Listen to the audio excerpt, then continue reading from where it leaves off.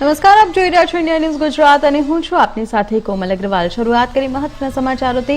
રાજકોટની વાત કરવામાં આવે તો ઈરાન, ઇઝરાયલ અને અમેરિકા સહિતના મિલિસ્ટેડ દેશો વચ્ચે ચાલી રહેલું યુદ્ધ અને વધતા જતા રાજકીય તણાવની સીધી અસર હવે ભારતીય બજારો પર જોવા મળી રહી છે। સાથે આંતરરાષ્ટ્રીય સ્તરે ઉર્જા સંકટના ભય વચ્ચે ભારતમાં ઘરેલું અને કમર્શિયલ એલપીજી સિલિન્ડરના ભાવમાં મોટો વધારો ઝીંકી દેવામાં આવ્યો હતો। એલપીજી ગેસના આ નવા ભાવ 7 માર્ચ 2026 થી અમલીકરણ કરવામાં આવ્યા। તેમજ ગેસ કંપનીઓ દ્વારા ઘરેલું સિલિન્ડરના ભાવમાં 60 રૂપિયાનો વધારો ઝીંકવામાં આવ્યો હતો। આથી સિલિન્ડરની કિંમત 853 થી વધીને 913 રૂપિયા થઈ ગઈ છે અને કમર્શિયલ સિલિન્ડરના ભાવમાં 115 રૂપિયાનો તોતિંક વધારો થતા કમર્શિયલ સિલિન્ડરનો નવો ભાવ 1800 થી વધુ રૂપિયાનો થયો હતો। જેથી આ ભાવ વધારાની સીધી અસર ગૃહિણીના બજેટ ઉપર પડતા ગૃહિણીઓમાં પણ ભારે રોષ જોવા મળ્યો હતો। કારણ કે ઘરેલું રસોઈ ગેસના ભાવમાં અચાનક થયેલા વધારાથી સામાન્ય મધ્યવર્ગની પરિવારોની ગૃહિણીઓમાં ભારે નારાજગી જોવા હતી।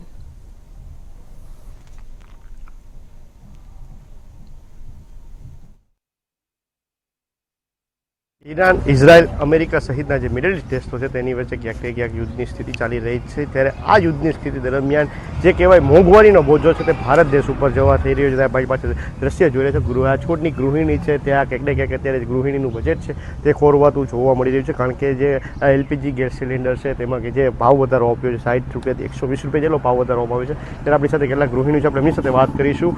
સૌપ્રથમ તો અત્યારે જે કહેવાય કે મિડલ ઇસ્ટ દેશોમાં યુદ્ધની સ્થિતિ ચાલે છે તો જેનો ભાવ જે આડઅસર છે તે ભારત ઉપર જોવા મળી રહી છે। ભાવ વધારો ધરખમ આવ્યો છે ગેસ સિલિન્ડરમાં, શું કહેશો?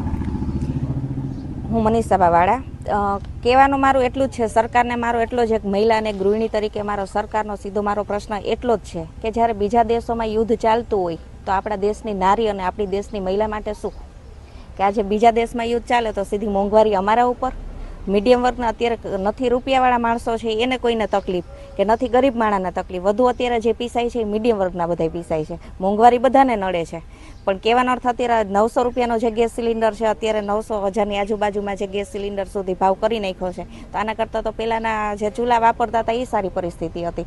એના જે તો મોદી સાહેબને તેલ છે, આજ ખાદ ચીજ વસ્તુ હોય કે જીવન જરૂરિયાતની જે ગૃહિણી માટેની હોય કે જે કંઈ મોંઘવારી કે જે કંઈ થતું હોય તો સીધો એનો ભાર આજે ગૃહિણી ઉપર આવે છે।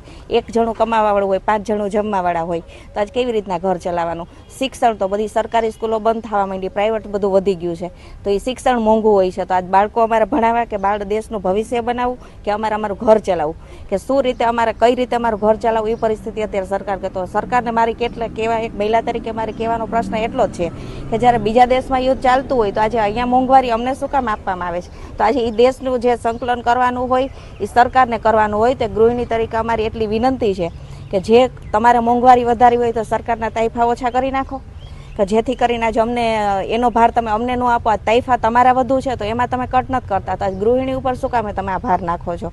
એટલે કહેવાનો અર્થ કે આ તેલ ગણો, દૂધ ગણો, શાકભાજી ગણી, કઠોળ હોય કે પછી ગેસ હોય તો આ તો એક જરૂરિયાત જ વસ્તુ છે, આના વગર તો કોઈને ચાલવાનું જ નથી। એટલે એટલું જ અમારે સરકારને કહેવાનું છે કે તમે જે આ ભાવ વધારો કરો છો એનું સંકલન તમે રાખો અને કરો પણ જે જીવન જરૂરિયાતની વસ્તુ છે એમાં મોંઘવારી તમે ન આપો। ધન્યવાદ। તમે શું કહેશો? જે પહેલાં જે ભાવ હતો તેમાં 60 રૂપિયાનો ગેસ સિલિન્ડરનો વધારો કર્યો છે, અત્યારે ઘર ચલાવવું કઈ રીતે મુશ્કેલ થતું હોય છે?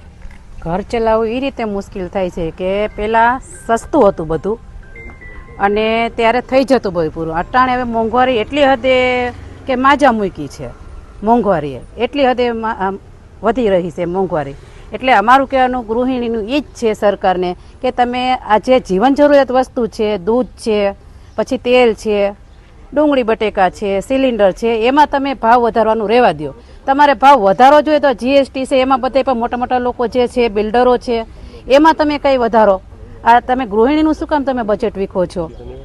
તમે શું કહેશો? જે રીતે ભાવ વધારો ગેસ સિલિન્ડરમાં થોપવામાં આવ્યો છે, ક્રૂડ ઓઇલમાં પણ ક્યાંક ને ક્યાંક આવે તેવી પણ લોકો અત્યારે શક્યતાઓ સેવાઈ રહી છે, લોકો એવા આક્ષેપ લગાવી રહી છે તો ઘર ચલાવવું ગેસ સિલિન્ડર જે 60 રૂપિયાનો વધારો છે અને કોમર્શિયલમાં પણ વધારો આવ્યો છે, શું નથી લાગતું મોંઘવારી જે કહેવાય વધુ ફાટશે?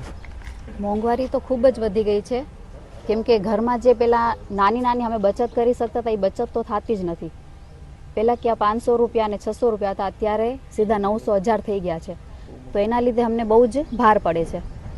ક્યાંક ને ક્યાંક જે કહેવાય ખર્ચી માટે જે પુરુષો છે પૈસા આપતા હોય છે તે પૈસામાં હવે ઘર ચલાવવું શક્ય છે કે નથી?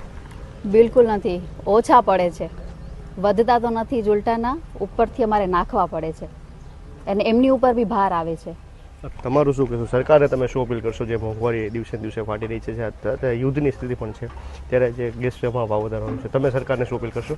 અમે સરકારને એમ કહીશું કે અત્યારે છે ને આ એક તો બેરોજગારી વધી ગઈ છે ને અત્યારે આ ગેસના સિલિન્ડરના આટલા બધા ભાવ વધી ગયા છે, એની હિસાબે ગૃહિણીને બહુ જ મોટો ભાર પડ્યો છે ને એક જ માણસ કમાવા વાળો એને 5 જણા ખાવાના હોય તો કોઈ રીતે એક પગારમાં ભેગું નથી થતું. એટલે જેથી કરીને ગેસના સિલિન્ડરના ભાવ જે હતા એ યથાવત રાખે ને આજની મોંઘવારીને ધ્યાનમાં લે. ધન્યવાદ. તો હતા રાજકોટની ગૃહિણી જેમને ઇન્ડિયન ન્યૂઝ સાથે ખાસ વાતચીત કરતા જણાવ્યું છે કે જે રીતે મિડલ ઇસ્ટ દેશોમાં જે યુદ્ધની પરિસ્થિતિ ચાલી રહી છે ત્યારે તેનો બોજો છે તે ક્યાંક ને ક્યાંક ભારત દેશ ઉપર પડી છે અને ખાસ કરીને ભારતની ગૃહિણી ઉપર પડી રહ્યો છે. ત્યારે આ બાબતે સરકાર ચિંતિત થવું જોઈએ અને જે ભાવ વધારો છે તે પાછો ખેંચીને જે કહેવાય જે યથાવત ભાવ હતો તે જ રાખવો જોઈએ. પ્રતિક લીંબાણી, ઇન્ડિયન ન્યૂઝ, રાજકોટ.